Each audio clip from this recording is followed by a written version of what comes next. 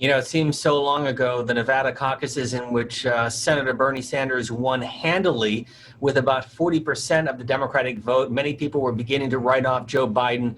So much has changed since then. What about the Sanders support in Nevada, and is it solid for the presumptive Democratic nominee, Joe Biden? It's an interesting question.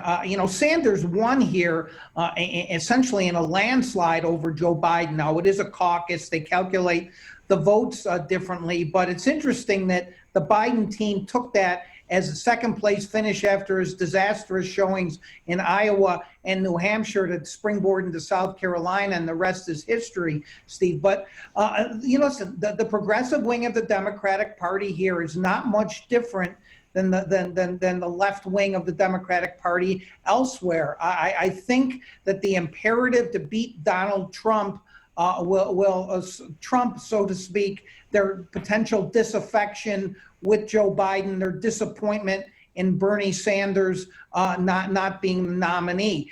But that, of course, is going to be the key for Biden across the country, is being able to do in some areas what Hillary Clinton was unable to do, which is to get the far left excited to turn out for him. That was John Ralston speaking to C-SPAN back in 2020. And Ralston is considered one of the most established political commentators in Nevada. So that's a lot. Welcome to the show. I am your host, Eric Darnley Small. And the news is once again dominated by the antics going on in the House of Representatives. As we know, Kevin McCarthy was ousted as Speaker of the House in an unprecedented vote this week. So I can appreciate people thinking all of the crazy and the infighting is happening on the right. But I would argue there are some very interesting things happening on the left that are both encouraging and worrisome. And I'm not sure they're going to go away anytime soon. And there is not a lot of reporting on this, unless you go looking for it. This is part 2 of my 2-part video series where I discuss 2 of the biggest stories happening right now on the left. In particular, what is going on with the progressive/liberal movement. My previous video was about a somewhat stunning reversal of fortune for Democrats in Wisconsin.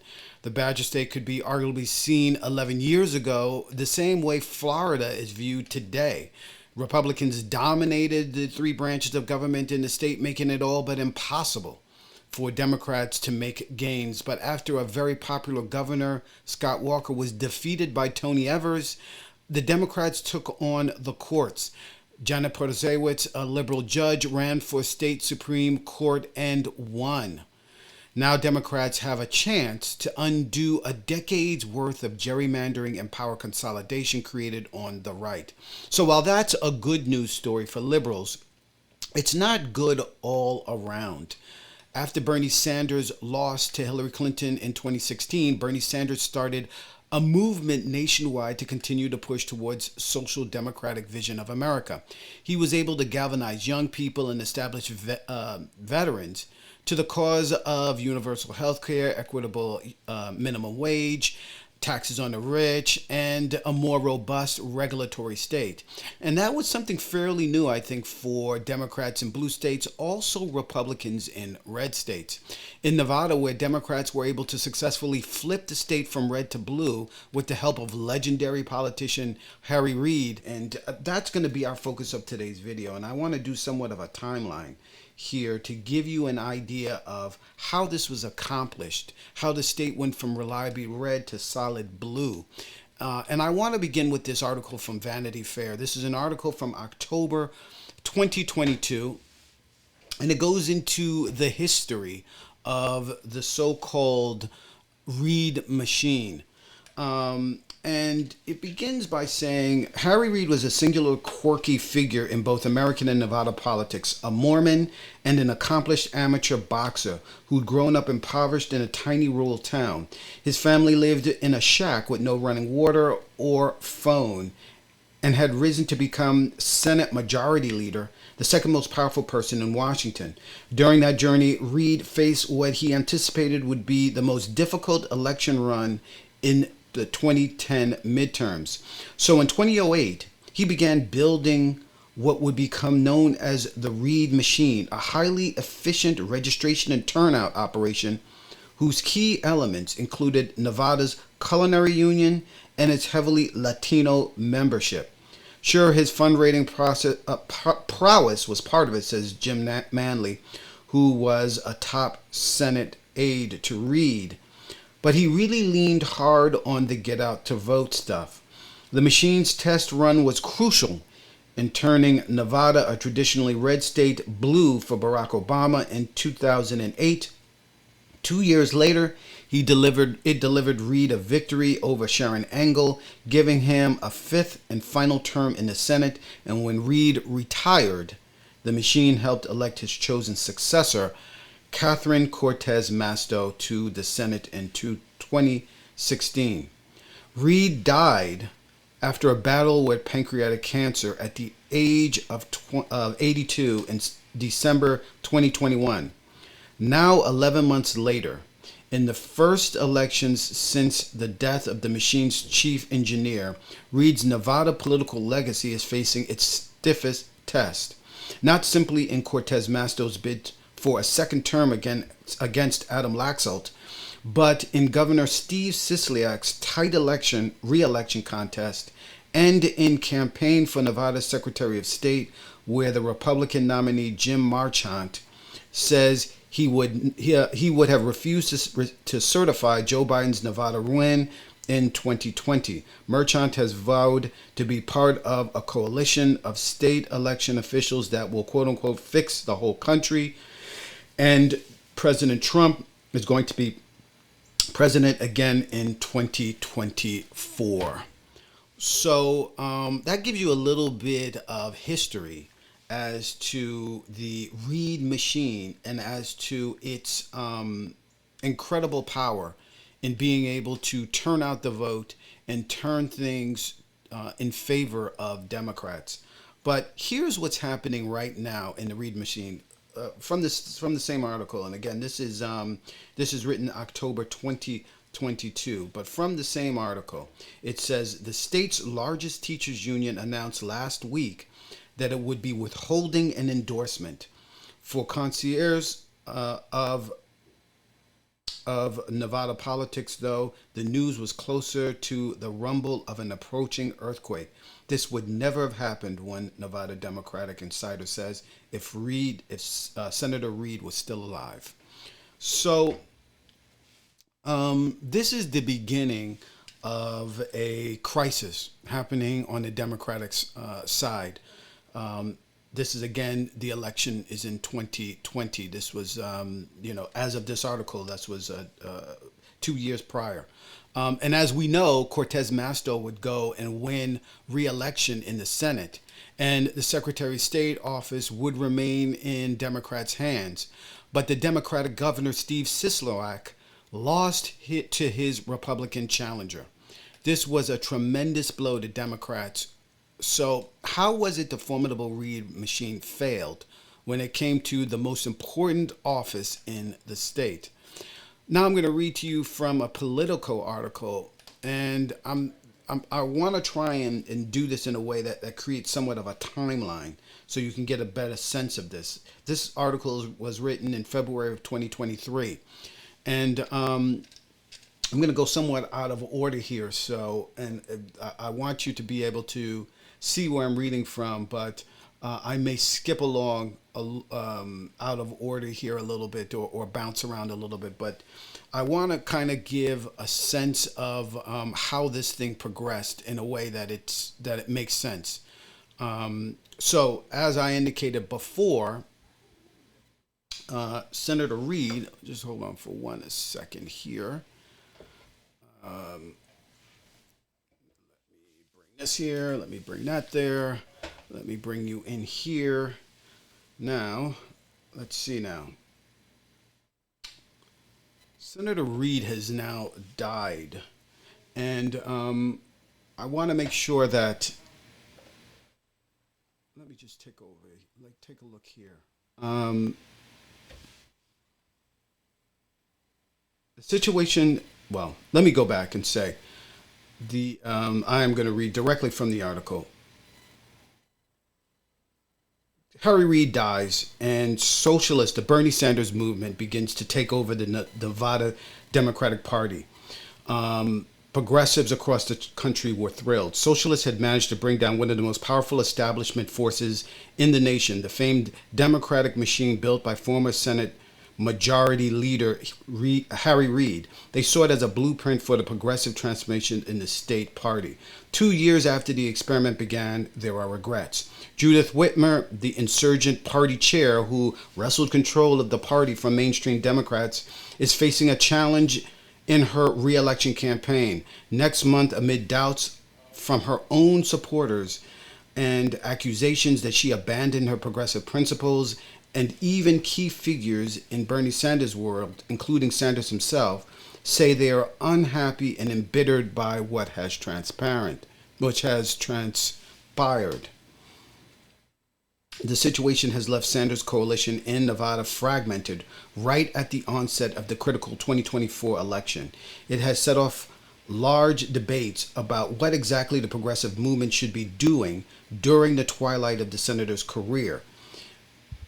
There are even talks that it might simply be a waste of time for progressives to win control of the state's party's machinery. In an interview, Whitner, now that is the woman who is the progressive, expressed surprise over Sanders' disappointment. I think he would have said to me, "Hey, Judith, I'm disappointed in what you're doing," if that was an actual true statement. But even if the most optimistic-minded liberals in the state of disarray among progressive movement in Nevada represents a shocking turnaround from 2021. Back then, former Sanders aide, members of the Democratic Socialists of America, and other progressives united to elect Whitmer after working on Sanders' win in the Nevada presidential caucus a year earlier. Sanders was part of the effort, sending texts from his political committee to encourage people to run for party posts and later fundraised for the state party. At the time, Whitmer promised to make the party, quote, accountable to the people, revamp its get out to vote effort, and leverage the national party to make Nevada the first in the nation primary. Whitmer's critics, including those in the progressive ring, counter that any failures were largely hers. They accuse her of having poor relationships with elected officials, of being a poor fundraiser, of failing to build the grassroots organizing infrastructure she promised, and of antagonizing leaders of the party. They bashed her over the state party's decision to back a sheriff who appeared to support chokeholds, as well as Lieutenant Governor candidate Deborah March, who primaried the sitting Democratic Lieutenant Governor, who had been appointed by then Governor Steve Sisolak. They also accuse her of trying to rig the March 4th election for a state party chair by removing members from the state central committee, which chooses the chair. Now, Nevada was the lone state where the incumbent governor, a Democrat, lost in 2022. Beyond Sisolak's defeat, Whitmer's critics note that Nevada did not get the #1 spot in Democrats' new presidential nominating calendar. The state's Democratic senators, House members, and other statewide officials have endorsed Whitmer's opponent, Assemblywoman Danielle Monroe Moreno, who is challenging her for the state chair post. But it's not just establishment types who have gripes.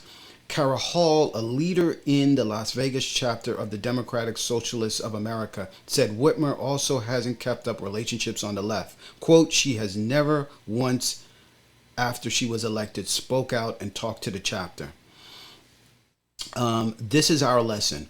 We hope socialists everywhere will pay close attention. The Democratic Party is a dead end. It's a party in name only. Truly, it is simply a tangled web of dark money and mega donors, cynical consultants, and lapdog politicians. Wow. That is a lot. That is a lot for the head of the DSA to say in a letter to all progressives, right? That the Democratic Party is basically not for you. But there's something that is going on that I want to, I want to sort of go into a little bit about what is the rub and kind of sort of defend this woman, to defend the progressive movement, because the Democrats in the state did something quite extraordinary after they immediately won. Once the progressives, the liberals, won in the state. And I want to play this one video. It's from CBS. It is from Nevada, red and blue. And I want to show a little bit about what it is that the progressives are talking about when this head of the DSA calls them every name in the book and that they're totally corrupt, etc., etc. I'm going to play this. Moderate and progressive Democrats are divided in Nevada at a time when the party desperately needs to come together. The party is trying to keep key seats in next year's midterm elections. Senator Catherine Cortez Masto and Governor Steve Sisolak are both running for re-election. But as Politico notes, there is, quote, a war between Harry Reid's political machine and pro-Bernie Sanders forces. In 2020, President Biden barely saw victory in the swing state with a win of just 2 percentage points. The Nevada Democratic victory does not have access to the state Democratic Party's voter file, which is problematic for the party nationwide. Meanwhile, Republican presidential hopefuls gathered in Nevada over the weekend where they touted the party's successes. For more, let's bring in Elizabeth Thompson. She is the editor of the Nevada Independent. Elizabeth, welcome. Thanks very much for being with us. So how is support for Senator Bernie Sanders complicating things for Nevada Democrats? Thanks for having me, Elaine.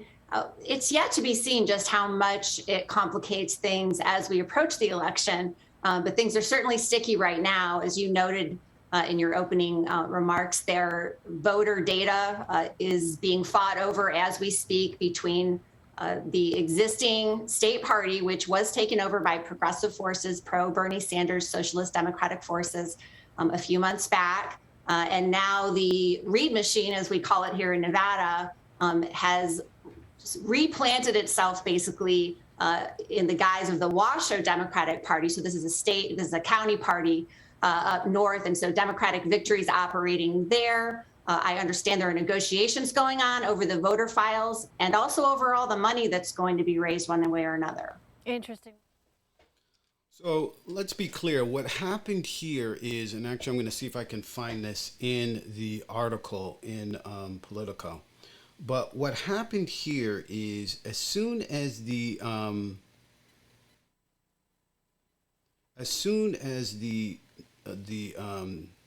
progressives won, the liberals won, the Democrats, the Reid machine, the machine built in 2008 to get Barack Obama elected into power, and then later on Harry Reid himself elected into power, and then Cortez Masto elected into power. They immediately, as soon as they lost internally in the Democratic side, they immediately took the voter rolls and the money and left. They immediately set up shop somewhere else and refused to give any of that stuff back.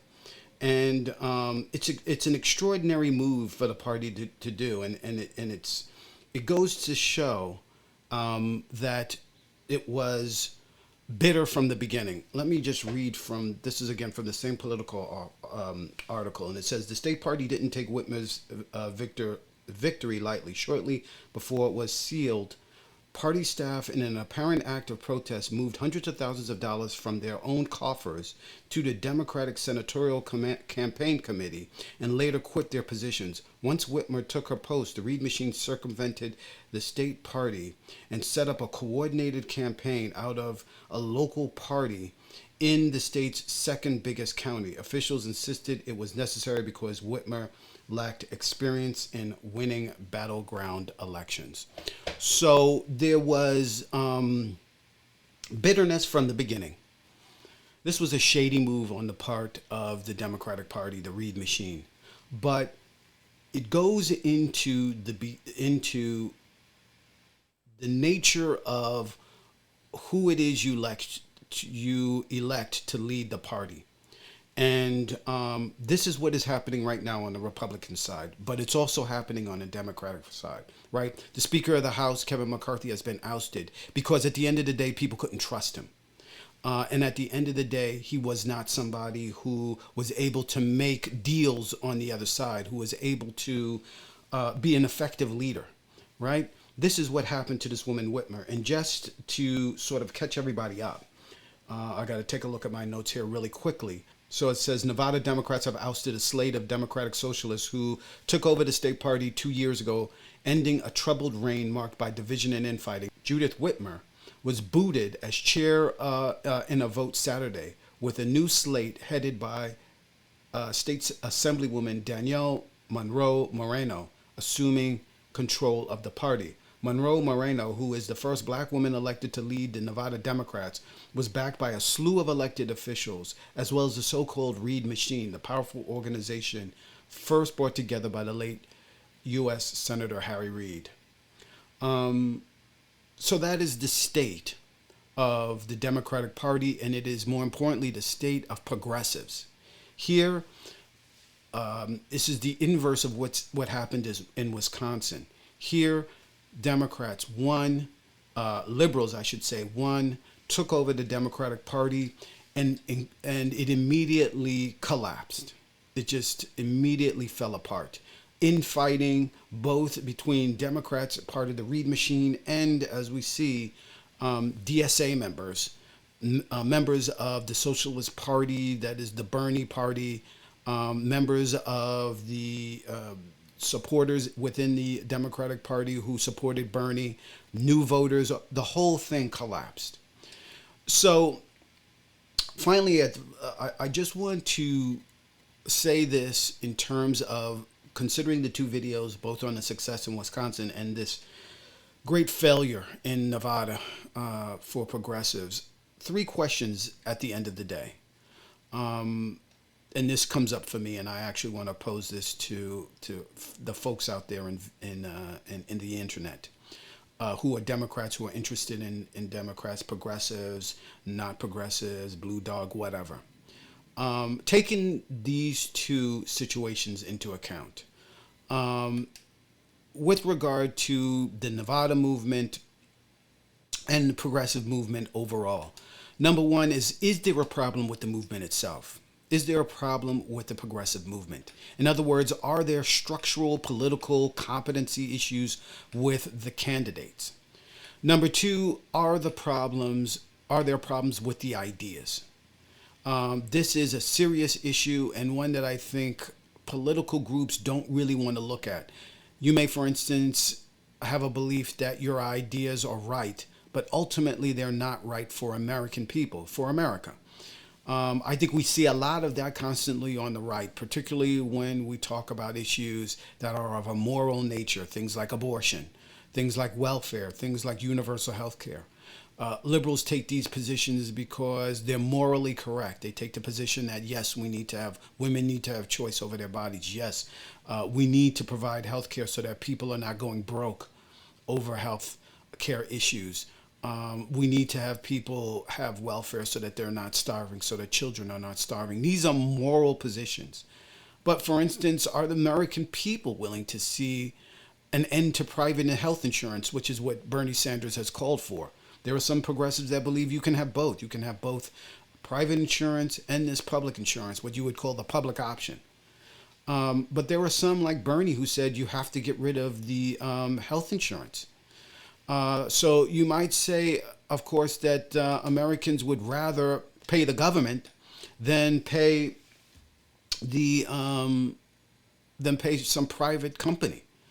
But I think if you speak to, say, people in Britain who have the gold standard with their NIS health insurance, universal health care, or I say NHS, you would hear a lot of complaints. The doctors and the nurses just went on strike recently because they weren't being paid enough, according to them, by the government. The living wage wasn't enough. So the NHS is not a perfect system. The universal healthcare system is not a perfect system. And sometimes what makes sense for big cities or works for other countries doesn't work here in America or doesn't work in rural parts. But folks are not willing to admit that. And then there's number three, is there a problem with Bernie Sanders as the standard bearer of this movement? And by that I mean, similar to Barack Obama, was Sanders the only person that was really able to push this message and make it effective and get people out and really get people galvanized behind it? And then without him, will it sort of start dying on the vine? Is that what we're seeing?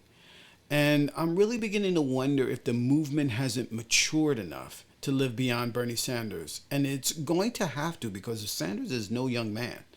So this movement that he created, for instance, in Nevada, inspiring people to get out into politics, to push for social democratic agenda, may not work without him.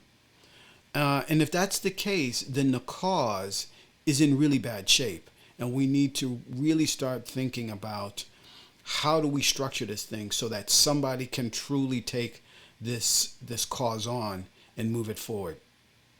So a few things to think about. The election is only a year away. 2024 will be here before you know. And success or failure of the progressive movement is going to be crucial to the success of Democrats. If progressives are not activated, it's going to be very difficult for Democrats to get activated. If progressives are at war with each other, I think it's going to be all but impossible for Democrats to win races, particularly tight races in places like Wisconsin, Michigan, Pennsylvania, Nevada, etc. The movement and the party really needs to get together.